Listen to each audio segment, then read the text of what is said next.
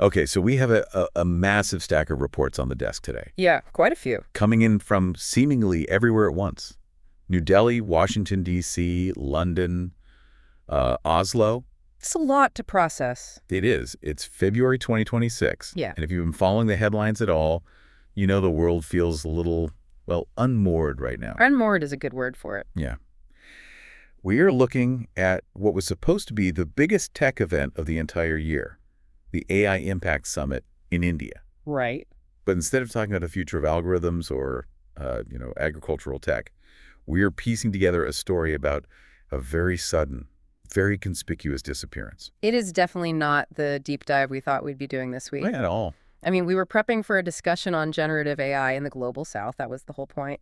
But then the keynote speaker, Bill Gates, effectively vanished. Completely vanished. And we aren't talking about a canceled Zoom call here. Let's set the scene for everyone listening because the context really, really matters. It's crucial. This summit in New Delhi isn't just a tech conference.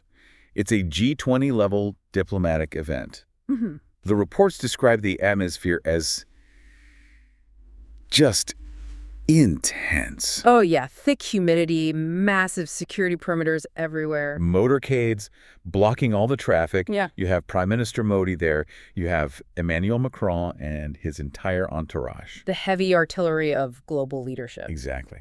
This is the heavy artillery. And that's right, because this was designed to be the moment where the global south took ownership of the AI revolution. And Gates was the headliner. He was the main event. He was scheduled to give a speech about using AI to solve malnutrition and climate resilience. The stage was set, the teleprompters were loaded, and the world leaders were quite literally in the front row. And then, empty podium. Just an empty stage. The reports say he ghosted the event. Now, I have to play devil's advocate for a second here, because people get sick. Sure they do. CEOs have scheduling conflicts. Private jets have mechanical issues. Right. Why are our sources calling this a tactical retreat and not just a bad case of food poisoning? Are people blowing this out of proportion? I mean, if this were 2015 or even 2024, I might actually agree with you. You'd issue a press release, say you have the flu, and everyone just moves on. Yeah, standard PR playbook. Exactly. But you have to look at the timing. While the dignitaries were waiting in the heat in India, something massive was happening in Washington, D.C.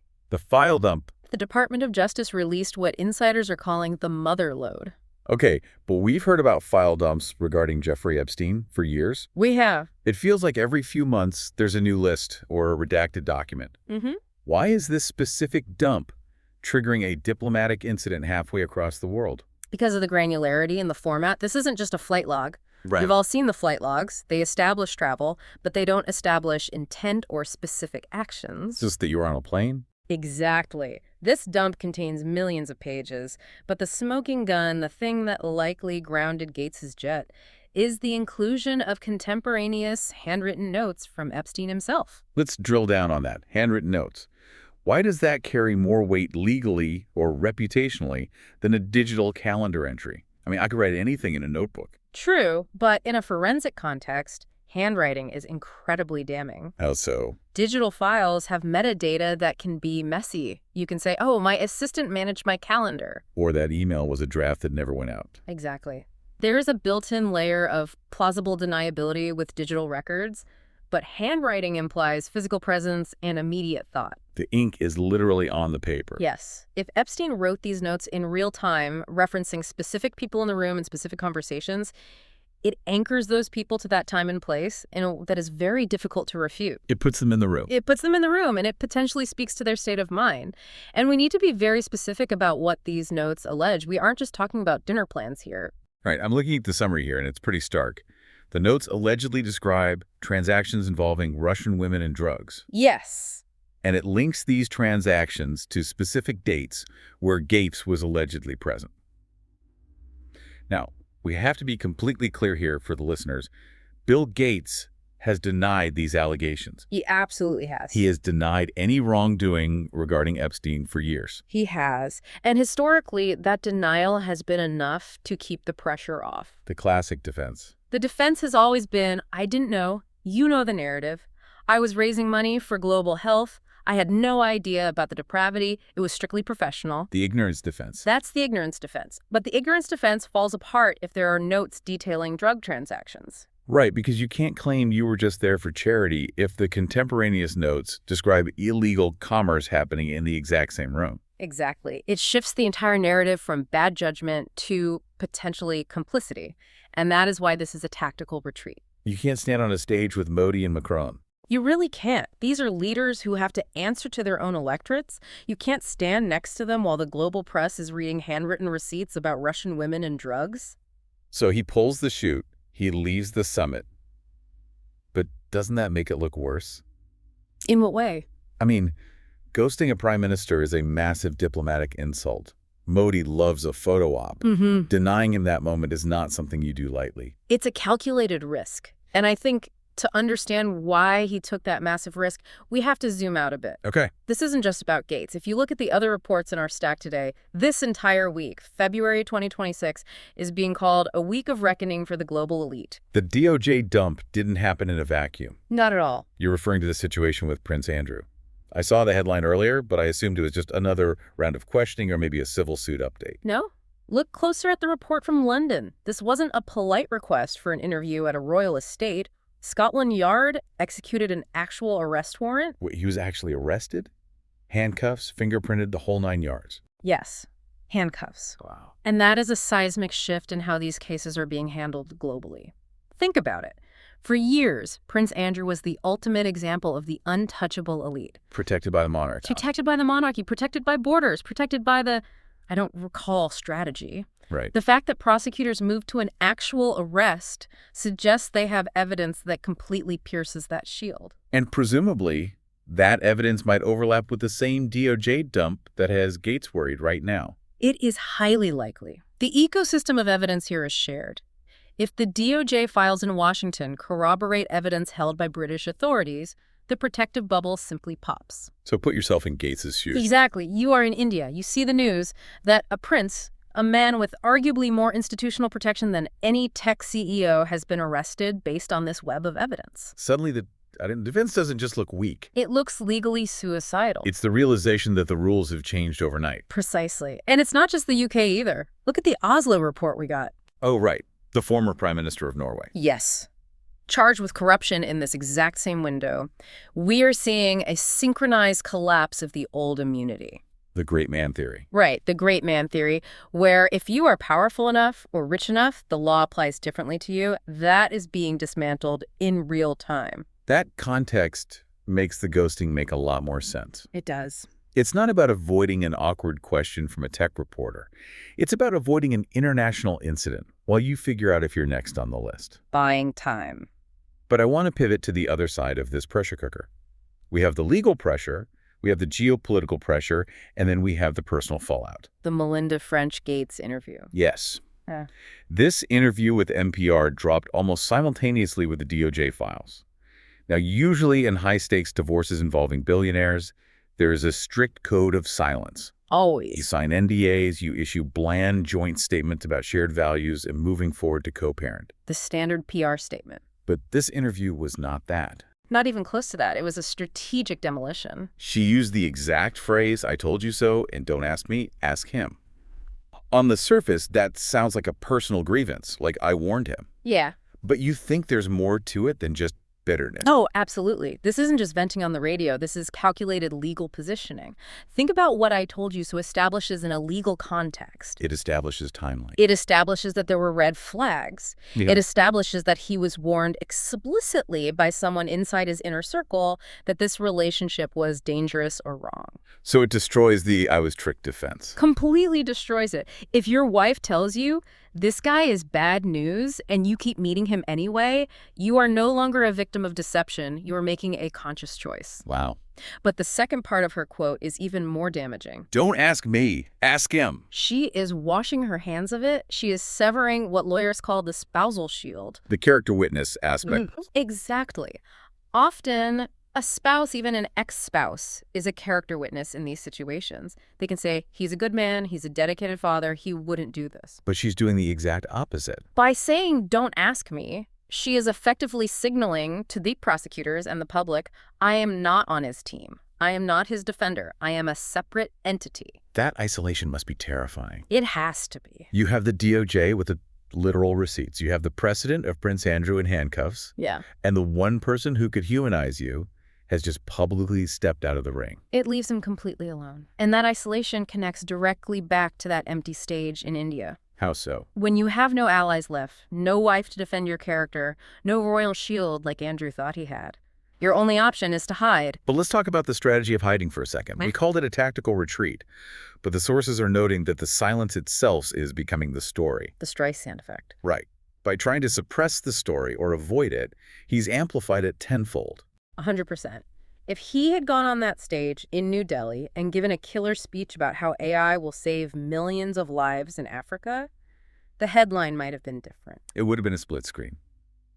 Gates pushes for AI equity amidst scandal. Exactly. He could have used his philanthropic work as a shield. Look at the good I'm doing in the world. The net positive argument. I might have shaken hands with a bad guy, but look at the malaria vaccines I funded. But by ghosting, by leaving an empty podium next to Prime Minister Modi, he removed the good works from the equation entirely. So the only thing left in the frame is the scandal. The silence confirms the severity. It tells the entire world, this is too big for me to talk over. It feels like an admission that the work can no longer distract from the man. That's a really great way to put it. For decades, the foundation was the armor. I am the foundation. Now the armor has fallen off, and it's just a guy with some handwritten notes testifying against him. I want to go back to those handwritten notes for a moment, because I think we need to understand the mechanics of this DOJ dump a bit better. Sure. We mentioned millions of pages. How does this even happen so fast? Is this a leak? A hack? The sources suggest this was a procedural release.